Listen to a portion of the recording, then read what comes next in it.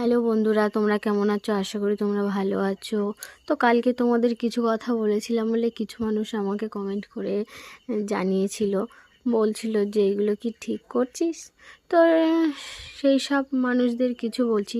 তো দেখো, আমরা ভালোবেসে বিয়ে করে এসেছি যাদের হাত ধরে, তারাই যদি আমাদেরকে না বোঝে, যদি অবহেলা করে, আমাদের সুখ দুঃখে আমাদের সাথে যদি তারা না থাকে, তাহলে সে কেমন স্বামী আর কেমন ভালোবেসে সে আমাদেরকে নিয়ে এসছে।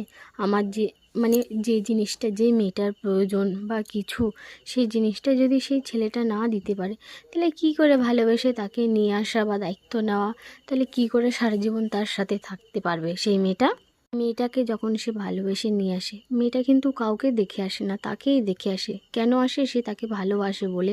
তার বাবা মার ভালোবাসা ছেড়ে সেই ছেলেটার জন্য তার পরিবারকে ছেড়ে সে আরেকটা পরিবারে আসে। এসেও যদি সেইখানে সেই মেয়েটার সাথে যদি সে প্রতিবাদ না করে, অন্যায়ের পর অন্যায় যদি করতে থাকে, তাহলে সেই মেয়েটা মুখ বন্ধ করে কত সহ্য করতে পারে। তার উপরে যদি তারপরেও মেয়েটা যদি তার পরিবারকে মানিয়ে গুছিয়ে নেয়, তাহলে সেই পরিবারে তাও কেউ না কেউ তাকে বলবে এটা পারো না, ওইটা পারো না। কেন?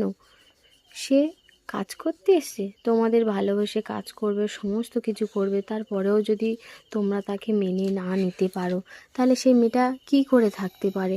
আর যার হাত ধরে সে এসেছে এই পরিবারে, সে যদি তাকে সাপোর্ট না করে, তাকে যদি না বোঝে, মেয়েটা যদি কোনো কাজ করতে না পারে এবং যদি ভুল করে থাকে, তাহলে তার পরিবার দিয়ে কত কথা শোনায় যে এটা পারো না করতে, ওটা পারো না, বাবা মা কিচ্ছু শেখায়নি তোমাদেরকে।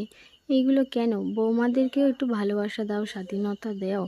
বৌমারা এটা করতে পারবে না, ওইটা করতে পারবে না, কিন্তু তোমাদের বাড়ির মেয়েরা এটা করতে পারবে, ওইটা করতে পারবে। বৌমারা কিছু করলে দোষ আর বাড়ির মেয়েরা কিছু করলে দোষ না।